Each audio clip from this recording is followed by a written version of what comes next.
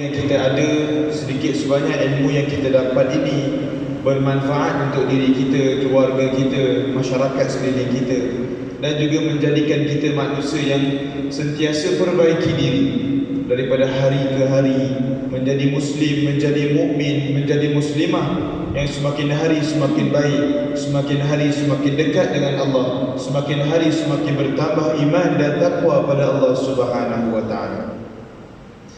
Dan banyak sebenarnya kelebihan yang disebut dalam hadis Nabi, bahkan disebut dalam Al-Quran, kelebihan mereka yang menuntut ilmu, kelebihan mereka yang melazimi majlis-majlis ilmu.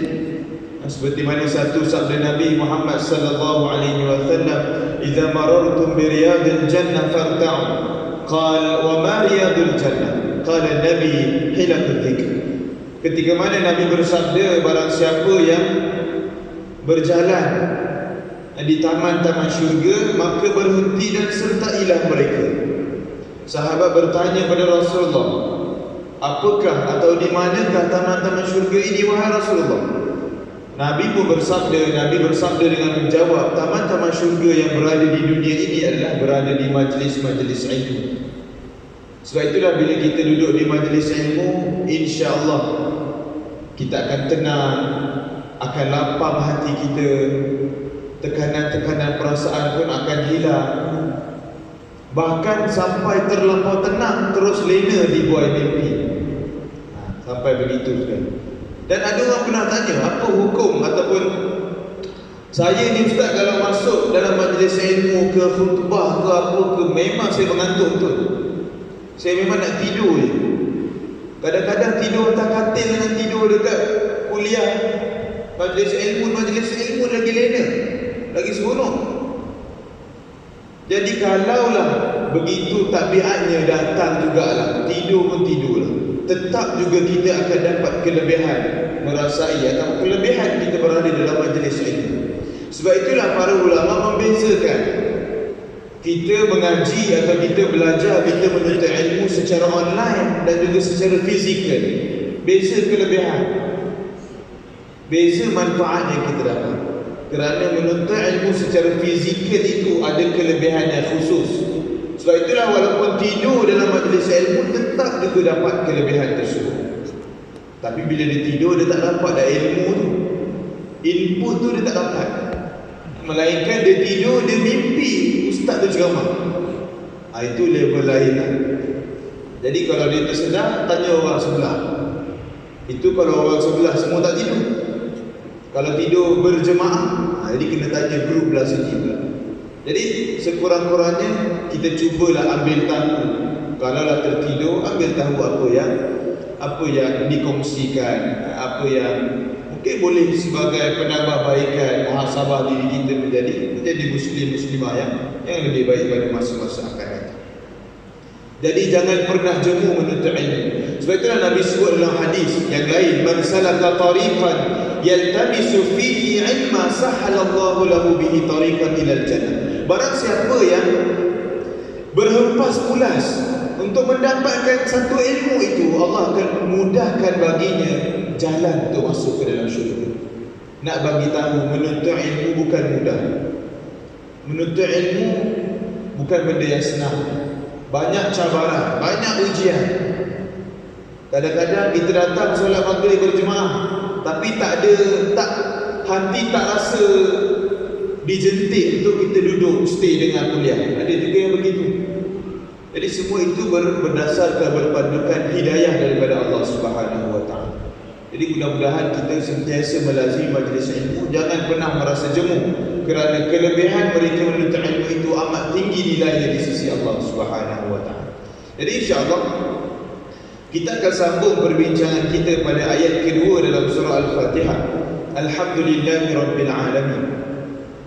Sebelum ini 2 bulan lepas saya tak dapat hadir kerana outstation. Jadi 2 bulan lepas kita telah bincangkan siri pertama dalam ayat kedua surah Al-Fatihah. Alhamdulillahirabbil alamin. Segala puji bagi Allah Tuhan sekalian alam. Antara bentuk perbincangan, antara intipati perbincangan kita sebelum ini adalah jenis alif lam yang ada di alhamdulillah. Sebab itulah bila kita terjemah Alhamdulillah segala puji, persoalannya datang mana terjemahan segala ni? Juga Al-Alamin, Alhamdulillahi Rabbil Alamin, segala puji bagi Allah Tuhan sekalian alam. Persoalan dia segala dan juga sekalian ini datang daripada mana? Jadi terjemahan ini datang daripada jenis alif lam yang ada pada Alhamdulillah. Mudah cerita dalam konsep bahasa Arab, atau kita sebut dalam konsep nahwu saraf, ilmu tata bahasa Arab, disebut sebagai nakirah dan juga ma'rifah, benda yang umum dan juga benda yang khusus. Nakirah contohnya madrasatun, bermaksud sekolah.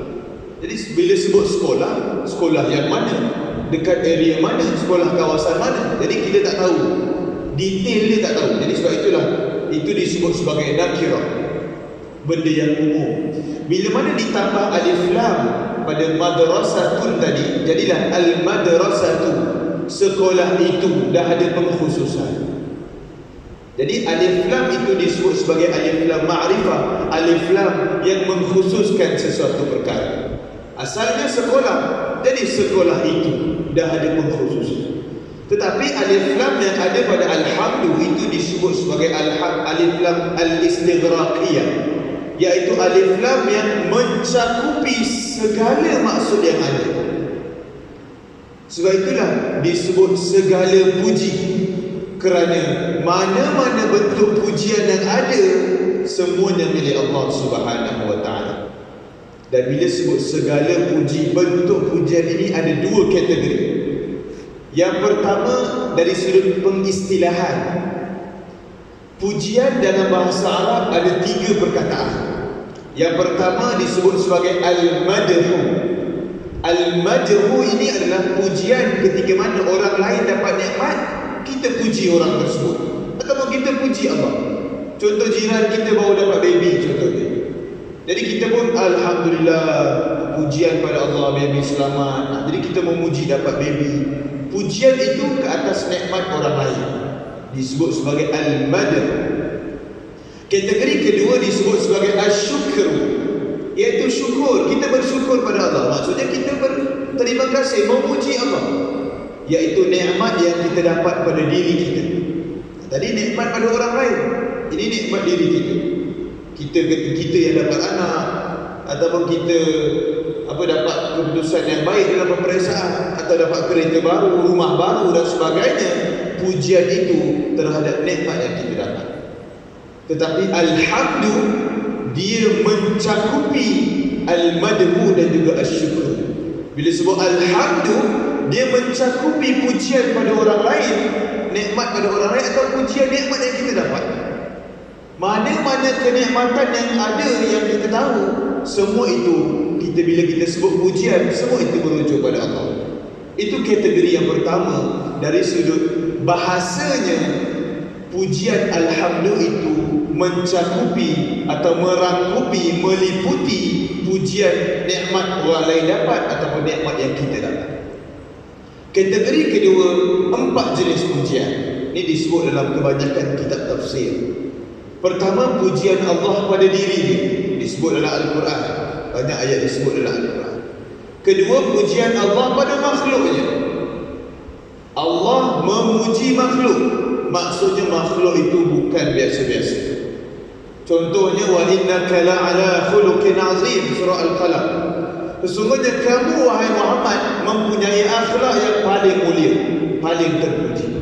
Allah memuji Nabi Muhammad dalam Al-Quran. Bahkan banyak lagi sebenarnya ayat-ayat lain Allah memuji. Qul in kuntum tuhibbunallah fattabi'uni yuhibbukumullah. Nak dapatkan cinta Allah, fattabi'uni, kena ikut Rasulullah, baru kita dapat cinta daripada Allah. Itu juga disebut dalam konteks halawatul iman, kemanisan iman. Yang ketiga adalah manusia, makhluk memuji Allah. Ini benda biasalah. Bahkan para ulama sebut wajib bagi semua umat manusia memuji Allah. Sebab apa? Kita mampu berjalan, mampu berfikir, lengkap anggota tubuh badan, mampu bernafas dengan baik, semuanya kurniaan daripada Allah. Jadi wajib sebagai seorang Muslim memuji Allah. Dan yang keempat, pujian makhluk kepada makhluk. Contoh, manusia memuji manusia. Walaupun manusia memuji manusia, pujian itu tetap kembali kepada Allah. Sebab itulah segala pujian itu semua menjadi milik Allah. Tetapi ada adab. Bila sebut manusia memuji manusia, mestilah pujian itu jangan berlebihan. Kerana apa? Kalau pujian itu berlebihan, takut-takut niat dia itu berubah. Asalnya nak sedekah lillahi ta'ala, tiba-tiba datang kawan, Masya Allah baiknya kau ni sedekah. Sedekah duit ungu lah, duit besar. Jadi bila dia bagi pujian macam tu, baik juga aku ni, dia rasa pula gitu. Jadi benda tu bila mana mengubah hati dia, bahaya sebenarnya.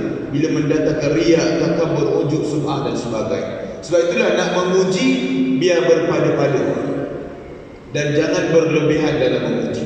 Diceritakan dalam satu hadis ataupun dalam kalam ulama, ketika mana ada seorang sahabat dia datang, sahabat ataupun tabi'in datang memuji Sayyidina Umar. Sayyidina Umar ni hebat, kaedah pemerintahan dia dan sebagainya. Semua puji Sayyidina Umar buat apa? Dia ambil segenggam pasir balik dekat muka orang. Dan dia kata, jangan kau buat kerja syaitan, sedangkan pujian itu semuanya milik Allah. Jadi disebut begitu.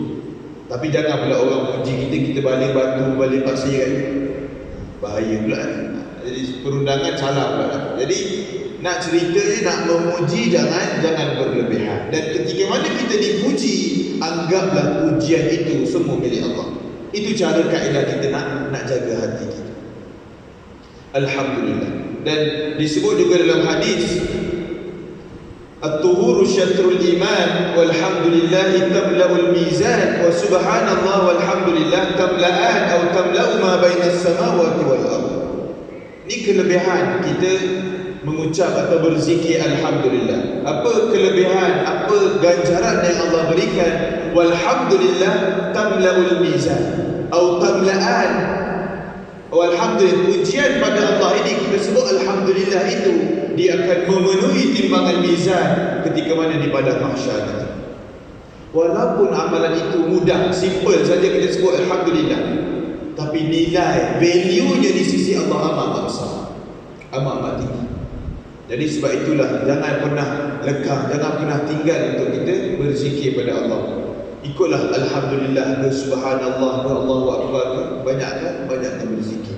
Kalau lepas salat imam tak berzikir, amalkan zikir secara kendiri. Kalau kadang-kadang imam dia meraihkan, mungkin waktu zuhur dia tak zikir 33 kali subhanallah alhamdulillah Allahu akbar. Kerana mungkin waktu peak hour, lunch hour, orang nak bagi balik kerja dan sebagainya. Jadi imam meraihkan setempat, dia pun ringkaskan zikir. Jadi jangan kita marah imam pula. Kita sendiri kena ada inisiatif, kita berzikir sendiri. Bila berjalan nak pergi kereta ke, bila nak pergi tempat kerja balik, zikir 33 kali subhanallah alhamdulillah Allahu akbar. Jadi bila mana kita biasakan begitu, benda yang sama ketika mana kita musafir, solat dekat arena dan sebagainya, benda tu akan jadi kebiasaan. Jadi kalau tak, nanti solat dekat arena takkan berzikir dah. Sebab apa? Tak pernah biasakan diri kita berzikir ketika mana kita berjalan. Tak pernah biasakan diri kita berzikir ketika mana kita memandu. Rugi sebenarnya. Jadi manfaatkan setengah waktu untuk kita berzikir, tambahkan bilangan zikir kita pada Allah Subhanahu wa taala. Dan satu lagi perbincangan kita mengenai Rabbul Alamin. Dan apakah itu disebut sebagai Tuhan sekalian alam? Ini difirmankan oleh Allah dalam surah Asy-Syu'ara ayat 23 hingga 28. Komunikasi atau interaksi antara Nabi Musa alaihissalam dengan Fir'aun. Ketika mana ditanya oleh Fir'aun kepada Nabi Musa, qala Fir'aun wa ma rabbul alamin. Fir'aun tanya, dan siapakah Tuhan sekalian alam ni? Jadi Nabi Musa menceritakan 3 ciri, iaitu yang pertama, Tuhan semesta alam atau Tuhan sekalian alam ini adalah Rabbus samawati wal ardi wa ma bainahuma in kuntum muqinin. Pencipta langit dan bumi dan apa-apa di antara kedua. Itu definisi yang pertama. Definisi yang kedua, qala rabbukum wa rabbu abaikumul awwalin. Dialah Tuhan bapa kamu dan Tuhan nenek moyang kamu, Tuhan segala keturunan kamu. Kenapa Nabi Musa menggunakan uslub atau gaya bahasa begini? Kerana kebiasaannya mereka yang menyembah berhala ini, dia turun-temurun daripada keturunan datuk nenek, mak bapak dia. Jadi mereka akan menggunakan hujah, keturunan aku semua buat benda itu, takkan aku tak buat. Jadi bagi nak membidas perkara tersebut, Nabi Musa siap-siap bagi tahu Tuhan semesta alam, Tuhan sekalian alam itu adalah Tuhan bapa kamu dan juga segala keturunan di atas kamu. Nak membidas perkara yang selalu mereka sebut. Dan yang ketiga adalah Rabbul Masyriq wal Maghrib wa ma bainahuma in kuntum ta'qilun. Tuhan yang menguasai timur dan barat dan apa yang di antara keduanya. Jadi tiga definisi ini nak bagi tahu kepada Firaun bahawa Tuhan kita Allah Subhanahu wa taala tiada gandingannya. Dialah Tuhan sekalian alam. Inilah definisi yang amat jelas. Surah Syuara ayat 23 hingga 26. Dan juga antara perbincangan kita juga sebelum ini adalah berkaitan dengan ayat Alhamdulillahirabbil alamin, juga merupakan hujah golongan kufar dalam menggunakan kalimah Allah dalam ceramah mereka dan juga kitab-kitab mereka. Bila sebut segala puji bagi Allah Tuhan sekalian alam. Jadi Al-Fatihah, Al-Quran tidak sebut Allah itu Tuhan bagi orang Islam. Al-Quran sebut Tuhan sekalian alam, merangkumi semua agama yang ada. Jadi mereka berhujahkan ayat ini untuk gunakan nama Allah masuk dalam kitab-kitab mereka, sebut dalam ceramah umum mereka dan sebagainya. Jadi kita telah bincang sebelum ini, benda ini pun dah dibawa ke Mahkamah Tinggi KL ataupun Selangor, saya tak ingat. Jadi keputusan memihak kepada mereka setakat ini. Empat perkataan yang boleh digunakan oleh mereka dalam kitab mereka, dalam ceramah mereka, iaitu Allah, Salat, Baitullah dan juga Kaabah.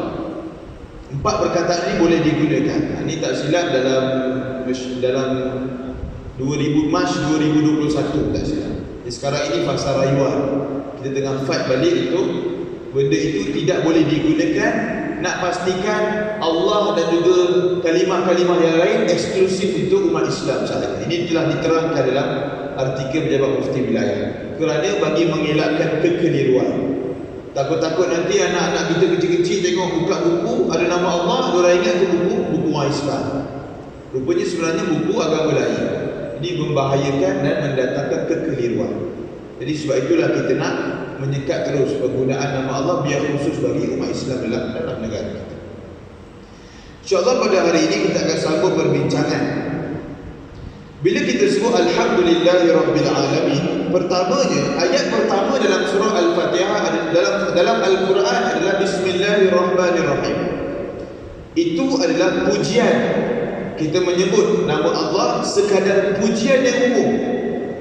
Datang ayat kedua dalam Al-Quran, Alhamdulillahirabbil alamin, pujian yang khusus. Diperincikan segala bentuk jenis pujian yang ada dalam ayat kedua surah Al-Fatihah. Itu yang pertama.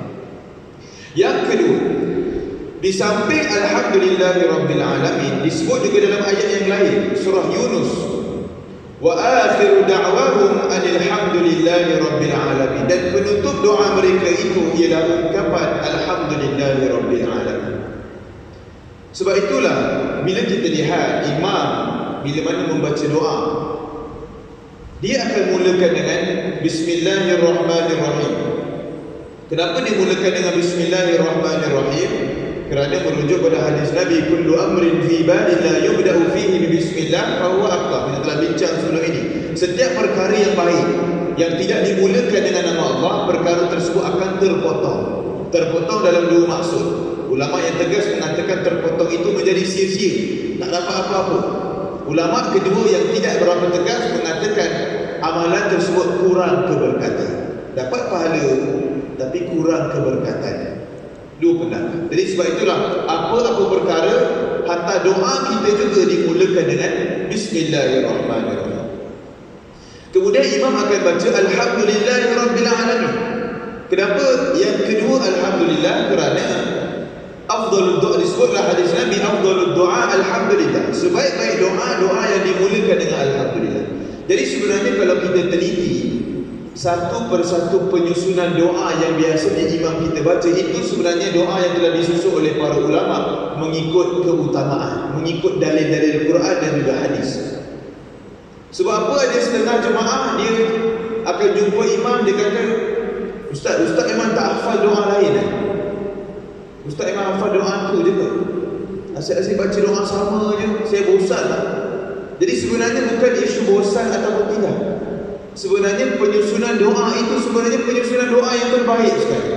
Kenapa dimulakan bismillah? Ini dalilnya. Kenapa dimulakan alhamdulillah? Ini dalilnya. Kenapa ditutup wa akhiru da'wahum alhamdulillahi rabbil alamin? Kerana mengikut ayat Al-Quran. Penutup doa itu juga pujian pada Allah. Kenapa selepas itu dimulakan wassalatu wassalamu ala asyrafil anbiya'i wal mursalin? Kenapa selepas nama Allah, pujian bagi Allah, kemudian selawat pada Nabi? Kenapa ada selawat pada Nabi? Kerana disebut dalam satu hadis Nabi, doa manusia itu akan tergantung antara langit dan juga bumi sehinggalah dia berselawat ke atas Rasulullah sallallahu alaihi wasallam. Hadis riwayat Tirmizi, hadis hasan. Jadi menggunakan dalil ini, para ulama meletakkan selawat di bahagian ketiga pembukaan doa dan juga di bahagian penutup.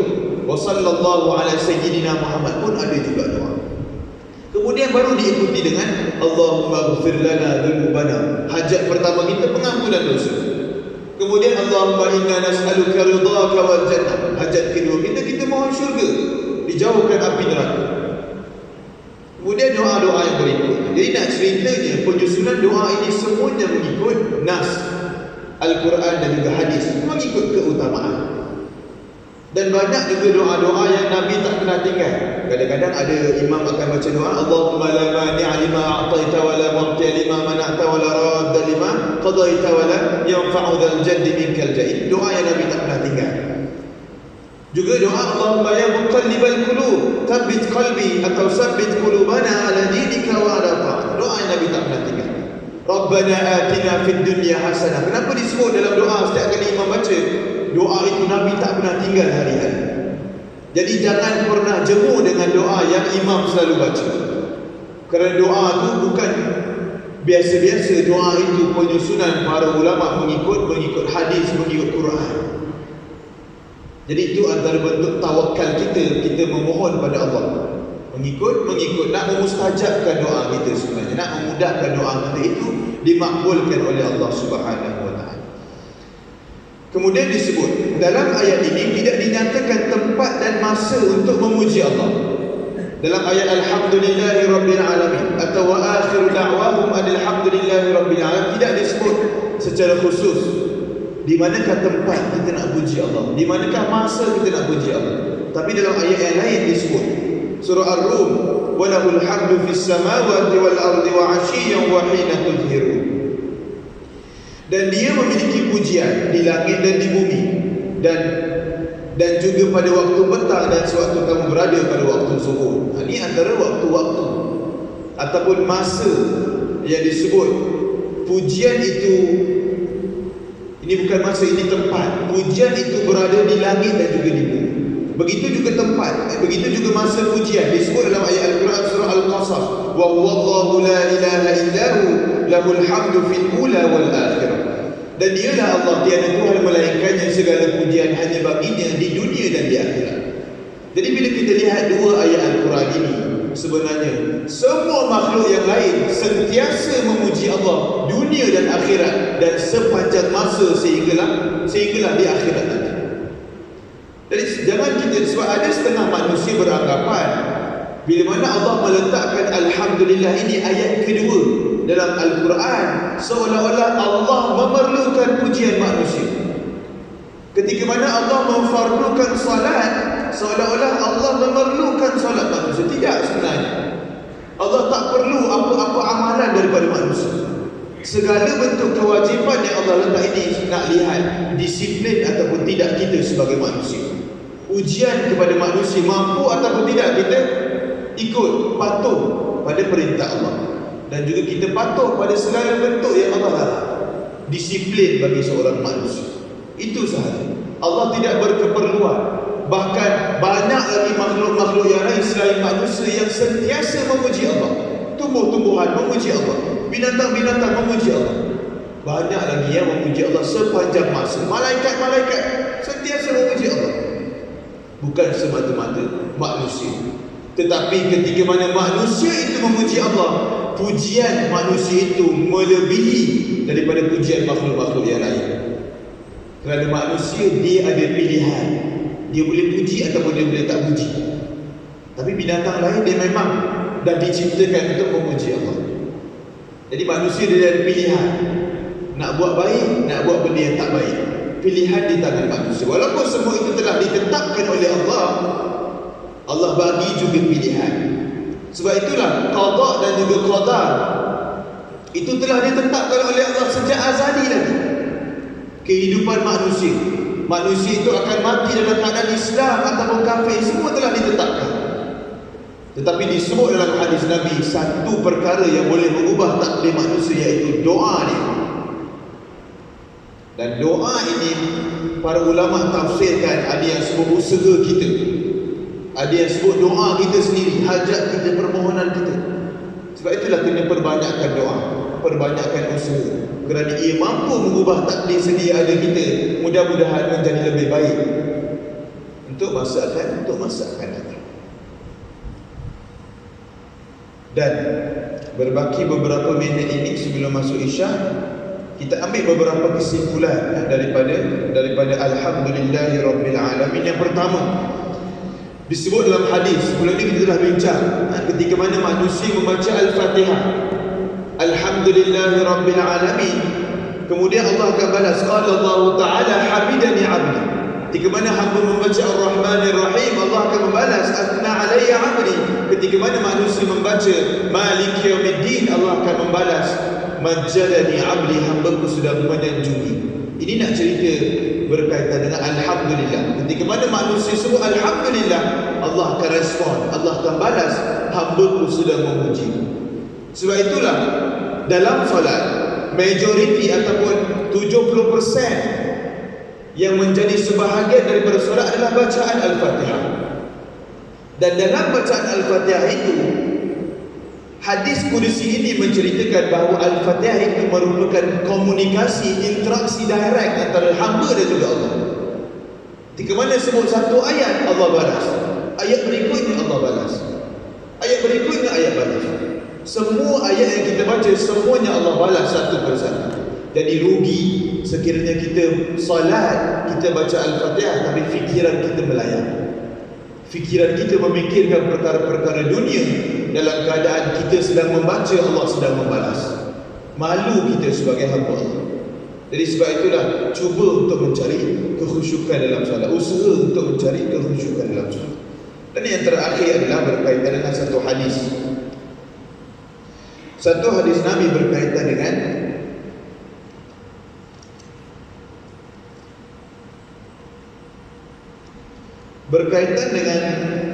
ketika mana hamba itu mengucap Alhamdulillah ketika mana dia ditimpa ujian. Dan ada hadis yang khusus menyebut ujian ini adalah ujian kehilangan anak. Ini disebut dalam satu hadis, hadis Tirmizi, hadis Hasan. Apabila Allah mengambil nyawa anak salah seorang hamba-Nya, dia akan memanggil malaikatnya dengan berfirman, wahai malaikat, apakah kamu sudah mengambil nyawa hamba-Ku itu, nyawa anak hamba-Ku itu? Kemudian malaikat menjawab, ya wahai Tuhan kami. Allah bertanya, apakah perkataan yang diucapkan oleh hamba itu ketika mana kehilangan anaknya?